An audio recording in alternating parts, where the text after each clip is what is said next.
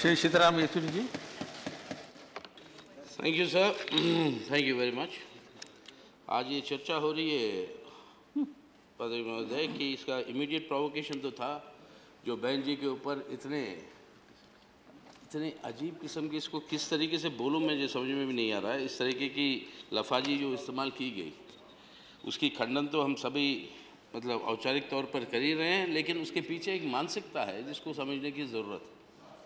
खंडन तो हमने सब किया, अभी भी करेंगे और फिर करेंगे, और यहीं पर बैठते हैं, बगल में ही बैठते हैं हम, और हमारे लिए तो उनके लिए जो इज्जत है वो है, लेकिन इस तरीके की बात निकली कैसे सर? इसके लिए मानसिकता के तौर जाने की ज़रूरत है, और इसीलिए मैं आपसे यही अनुरोध करूंगा कि 2-4 मिनट मुझे बोलने की इजाज़त दे दें। आप 5 मिनट तक बोलिए। ना इजाज़त, उससे आगे की बात इसलिए पहले से ही कह दो भाई, लेकिन पहले क्योंकि आंकड़ों की बात की, let's first come to the statistics. Now since this government has come into office in 2014, new avenues have been opened up for your attacks on Dalits. And these new avenues, one of them everybody is dealt with, is the entire question of cow protection. Now, cow is a venerated animal in our country, all of us know, but making it the issue for such attacks, and all of us know the absurd charges that were made for people who skin who skin the dead cow for professional reasons, that they have been attacked. All this we've been through. But this is a point to note, that this is a new factor for attacking the Dalits that has come into existence. Secondly, since this government has come, there's a new attack on the academia. We've seen what happened to the universities. You've seen what happened to Rohit Vemula. You've heard his suicide note that has just been read out to you. And all of us who have been connected with the universities know, out of the 25 students, sir, who committed suicide last year, 23 belonged to the Dalits. 23 students in our country committed suicide last year. Out of the total of 25, they are Dalits. Now this opens up a new avenue again of persecution, of repression against Dalits who are reaching positions of excellence. This is a new feature that is happening since 2014. Another thing is the comments that are being made. You had a minister of this cabinet, he's still a minister, who compared Dalits to dogs. गाड़ी चलती है तो कुत्ते मर जाते हैं, तो उस तरीके से जो हो गया। अभी भी है सर मंत्री, अभी भी है शपथ लिए हुए, और RSS.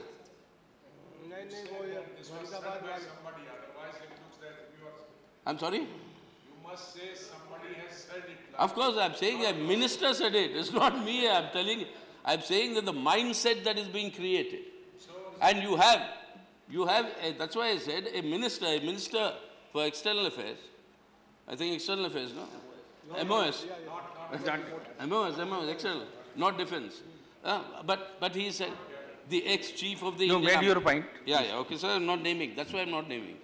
And then you have the RSS chief calling for a review of the reservation policy. A mindset is being created, sir, which I think is important. And therefore, if you want to look at the statistics, let me tell you, between 2013 and 2014, there's been an increase of 19% on the attacks on the Dalits that the National Crime Research Bureau has registered.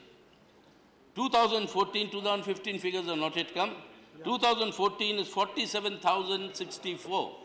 47,064 crimes against the Dalits, an increase of 19%. And out of this, sir, 1,27,341 cases are in trial. And what has been the conviction rate? The conviction rate is less than 5% at 5,102. This never happened. 2013, the conviction rate was 48%. In 2014, the conviction rate is less than 5%. 1,27,341, and the conviction is 5,102. This is statistics. You've talked, the Prime Minister talked very eloquently about Dalit entrepreneurs, about giving funds for Dalits to excel in industry, coming into industry. What is the state of affairs of your sub-plan, sir? Planning Commission has been abandoned. So there's no plan in the country. So if there's no plan, can you have a sub-plan for Dalits? You still have it? And what is the result of that sub-plan that you have between 2013 2014? The sub-plan has been reduced by 38% in this 1 year for Dalits. And the percentage, population-wise percentage to whom it should reach has dropped from 20% to 16.6%. And in the state of Gujarat, since you're talking of, let me take Gujarat, Rajasthan, Madhya Pradesh, or Haryana, all the BJP ruled states. You see the incidence of these attacks growing. Now, if you want, I'll give you all the results, but I'm sure you won't have given me the time for it. But a shocking thing from the Gujarat state government's report concerning the Dalit sub-plan. What does it say, sir? Report I'm quoting. It says it was very difficult to take up area-based development exclusively for scheduled caste. Unquote. Shocking. You can never have a state government actually say this, saying that they cannot take this up. And the Prevention of Atrocities Act says there should be vigilance and monitoring. Chief Minister should chair the meeting twice a year, once in every 6 months. It's never happened in Gujarat, and there are no panel of lawyers that are assigned for Dalits in the case of these attacks so that they can call on them to defend them. Only state where there is no panel of lawyers. This is what is happening. If you want, I'll give you the details for, I have all of that here. Yes, and this is what I got from the Parliament Library on these attacks. You have many good points. Hang on. Please, sir, please hold on. Please hold on. Today, I'm not yielding today. I'm not yielding today because very many things. But now here come down to the question of your mindsets. Now, this is something which is very, very important for the last 2 years, which we must take into account. Because whether you call it ideological, mythological, theological, or philosophical, what has been happening now is that you have what has been happening now.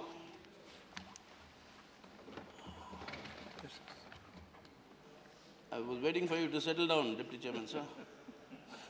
No, I was waiting for you to settle down in the seat, sir. That's why. I interrupted myself. Okay, so what I was talking about, all the statistics part is one element. We have all the statistics here, and the Parliament Library has given us all the statistics. That can be quoted. But the mindset, sir, that is happening for the last 2 years is something that really worries me. What is being bolstered in our country is a sense of obscurantism.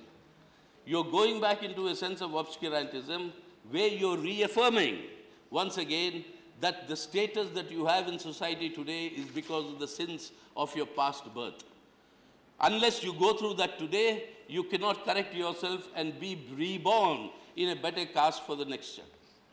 Number one, that is the theological, philosophical, ideological obscurantism to which you're going back. Second, that you will prevent any intercaste exchanges or marriages, and the cup panchayats and all that you have, that you prevent any sort of a cross mobility between these castes and treat them as 4 separate compartments. That is what the RSS always talked of, the Varna Vyavastha, the fourfold arrangement of the Hindu society, quote unquote. The fourfold arrangement of the Hindu society is the ideological backdrop that is creating this mindset. The third point is that there is no upward mobility in terms of your profession. Manual scavengers will remain manual scavengers. They cannot move on to any other profession. And therefore, if anybody is educated as a Dalit student, if they reach something higher, that has to be prevented, and hence the attacks on Dalit students in universities and educational centers. So these three put together, sir,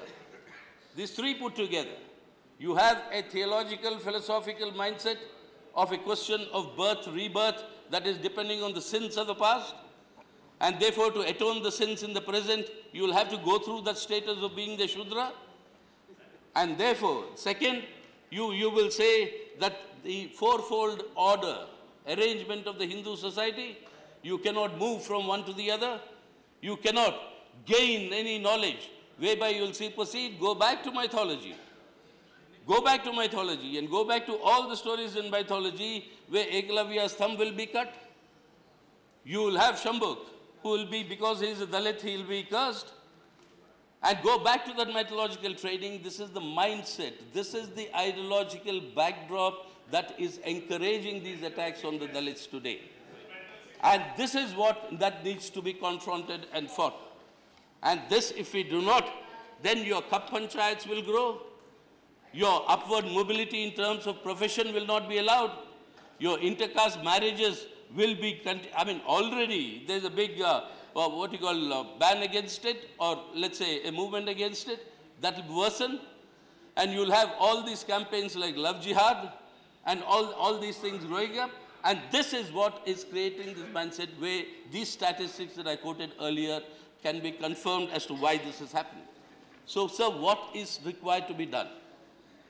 Another discussion on atrocities in Dalits is not merely a discussion, sir. I'm sorry to say, Deputy Chairman, sir, sometimes I keep wondering, and I don't want you to chide me and remove it as being unparliamentary, but sometimes we have a diarrhea of words when we discuss, and there's constipation of action when it comes from there. And these are not unparliamentary. They are not unparliamentary words, but they are strong words. I am saying it because I feel very strongly that is what we can voluminously speak. But then what is the action, sir? What is the action that should follow? If the conviction rate has dropped, if the pendency rate is actually 5%, less than 5% of actually the cases that are being tried in the courts, what is it? 3%, is it? My colleague corrects me, Ganimudi, that it's only 3%. If that is the case, sir, what is the action that the government proposes? Yes, sir, bhashan, we all know, sir, when we can all give excellent, peroration. We can all talk of the ideals of society, but in practice, what is happening? And the only one to correct it in practice is the government through actions. And that is why I'm urging upon this government not to please. Once again, I'm urging the Home Minister to tell us that every single subcaste or dimension of the Muslim society we can find in India. Every particular caste or the angles of the Christian society we find in India. That was the India that I remember. The India of the last 2 years is not that India. This is degenerating, and therefore this ideological, theological mindset has to be corrected. And if that has to be corrected, it has to be matched with action in terms of practical terms, of convictions, of persecution of crime, prosecution of crimes, of the sub-plans that have to be implemented for the development, of protecting Dalit students and intellectuals who are coming to the levels of an upward mobility instead of attacking them. All these need to be done along with giving the protection on the ground to people who can be and are being. Most worst atrocities being committed against them on the basis of allegations and rumors. Now, if this has to stop, sir, I'll only end by making one last appeal. What is required is not a change of heart. Mahatma Gandhi gave us the slogan of Harijan. Jyotiba Phule, Shahu Maharaj, Baba Sahib Ambedkar. We had all these very, very big leaders who continue to evoke sympathy and empathy amongst the people, where crores of people can be mobilized on their names. But why is the situation not changing on the ground? There, what is required is economic empowerment of the Dalits. Unless you economically empower the Dalits, mere change of heart is not going to help. A change of heart can help one generation maybe, but the next generation, the same thing will happen. So therefore, my appeal through you to the government is that apart from taking firm action against these perpetrators of these crimes, apart from improving their rate of conviction, apart from setting up all the legal mechanisms that have been mandated by the Constitution and the laws that we have passed in this House, apart from sticking to the sub-plan in terms of the population of the Dalits, and the SC sub-plan to be properly implemented. Apart from all these things, to also come back to the question of what the Constitution enjoins all of us to encourage the spirit of scientific temper. Encouraging the spirit of scientific temper, that is a job that is, we are enjoined, sir. That's a duty. Not the mythological temper. No, scientific temper. Not mythological or theological or philosophical, but scientific temper. And that is, sir, we are enjoined as duties under the Constitution. Fundamental rights, but there's one chapter on the duties, which we forget. That is our duty as parliamentarians to ensure that, the duty of the government to implement that. And that scientific temper needs to be brought into place, and the economic empowerment of the Dalits has to be brought into place. Otherwise, such atrocities of calling our respected leaders of what we have heard yesterday, atrocious, obnoxious, cannot be acceptable. Such things will continue because they're emboldened by this mindset. These people are being emboldened by this mindset to say such things which were unheard of even a couple of years ago. That mindset has to change. For that, I'm urging through you to the government to take action on these, on all these aspects and come back to the question of encouraging scientific temper. Thank you. Thank you for your attention. Thank you.